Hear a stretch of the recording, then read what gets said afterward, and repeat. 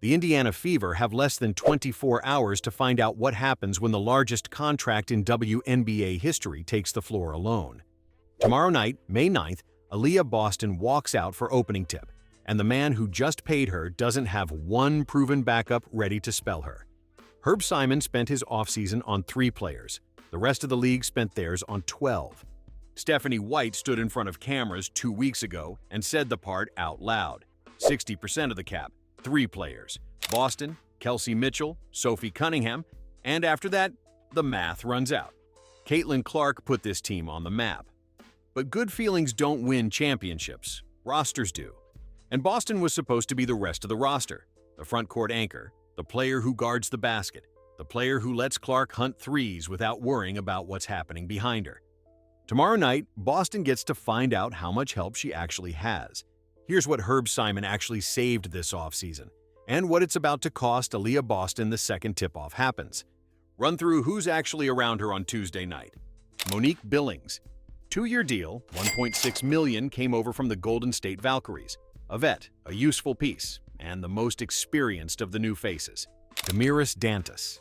Brought back, a quality reserve who's done it for the Fever the last few seasons. A floor spacer at her best, not a 30-minute starter. Myisha Hines-Allen. Brought in on the cheap, the kind of veteran you sign when the cap is gone and you need depth to play through. Michaela Timpson. Year 2. Improved. Still developing. Justine Pissot. On a development contract, which means she's only eligible to play in 12 of the 44 regular season games this year. 12. That's the front court around Aliyah Boston. 6 bodies. None of them a proven second center who's started 30 minutes a night for a championship-caliber WNBA team. The bodies are there. The quality isn't. Now here's where it gets uncomfortable for Herb Simon.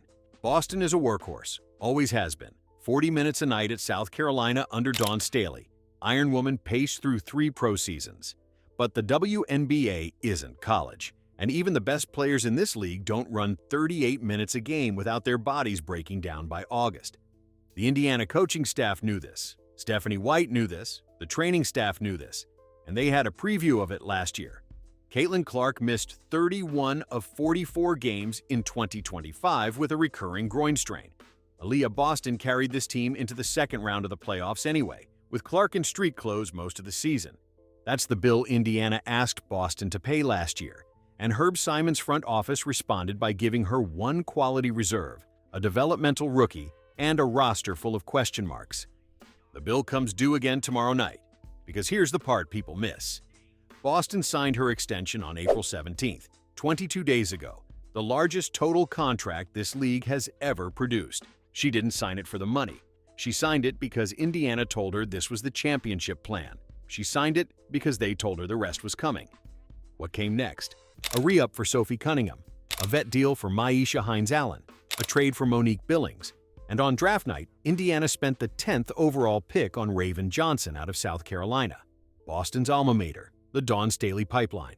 Johnson is a guard. Indiana drafted from Boston's program and still didn't address Boston's position. They had the chance to pair her with the second center she needed. They drafted a guard instead. And one more detail. Boston's 2026 salary was reportedly structured $190,000 below the maximum to leave the team flexibility. Boston gave that flexibility back. Indiana didn't use it. Here's the number that puts everything in perspective. The Indiana Fever, per Sportico, are now worth $560 million. 2 years ago, they were worth $90. Last season, $370. This season, $560. A 522% jump in 2 seasons. The 3rd most valuable franchise in the league, behind only the Golden State Valkyries and the New York Liberty. $560 million, 522%. And the man who owns this team, Herb Simon, 91 years old, the longest tenured owner in the entire NBA, couldn't find the cap room to give Aliyah Boston a proven second center. Herb Simon got rich on Caitlin Clark. He's making Aliyah Boston pay the bill. Look at what the rest of the league did this offseason. Las Vegas locked in A'ja Wilson on a $5 million extension. Jackie Young, Chelsea Gray, Jewel Lloyd, all under contract through 2028. 4 pillars. And the Aces still kept enough cap room to fill out a real bench. New York retained their core under Sandy Brondello and added depth. Phoenix added depth. Connecticut added depth. Indiana added Monique Billings, Myisha Hines-Allen, and a rookie guard. The Aces have 4 pillars and a bench. Indiana has 3 pillars and a front court full of question marks. Herb Simon is the difference. Now, there's something Stephanie White said at that press conference 2 weeks back that Indiana fans need to sit with. 60% of the cap. 3 players. That wasn't a complaint. That wasn't a request. That was a coach standing in front of cameras explaining why this team is going to look short tomorrow night. And Amber Cox, the team's chief operating officer, said something even more telling at Media Day. Decisions, she said, that impact what they need to do against a hard cap in the future. Translation: they know what they did. They know what's coming in 2027 when Caitlin Clark hits her own extension year. They know the flexibility shrinks, not grows. Indiana's front office isn't blind. They're clear-eyed about the trap. They walked into it anyway. The Indiana Fever were born in 1999. They didn't win a championship until 2012. 13 years of building. You know how they did it? Tamika Catchings as the foundation, Lynn Dunn as the head coach, and a front office that paid for actual depth, proven depth, around their stars.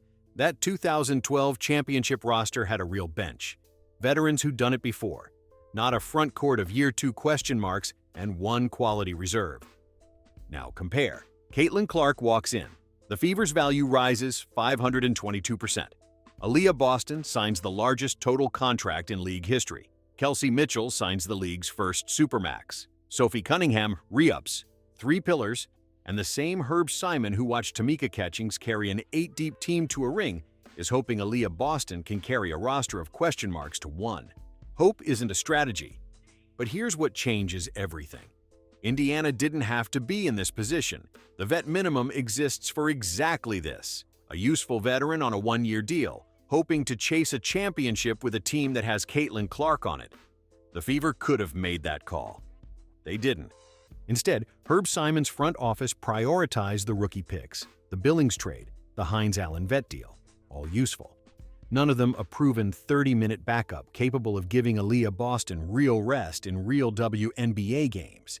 3 weeks of cap flexibility sat between Boston's signing on April 17th and opening night. 3 weeks. And the most important position on this roster, the one position that determines whether Aliyah Boston makes it to August in one piece, went unsolved. Tomorrow night, the ball goes up at Gainbridge. Aliyah Boston walks out under the largest total contract this league has ever produced. Caitlin Clark hunts threes from the perimeter, and the man who paid for both of them, Herb Simon, watches from his suite. If Boston is still standing in August, it'll be because she carried this team there without the bench Indiana owed her. This one belongs to Aliyah.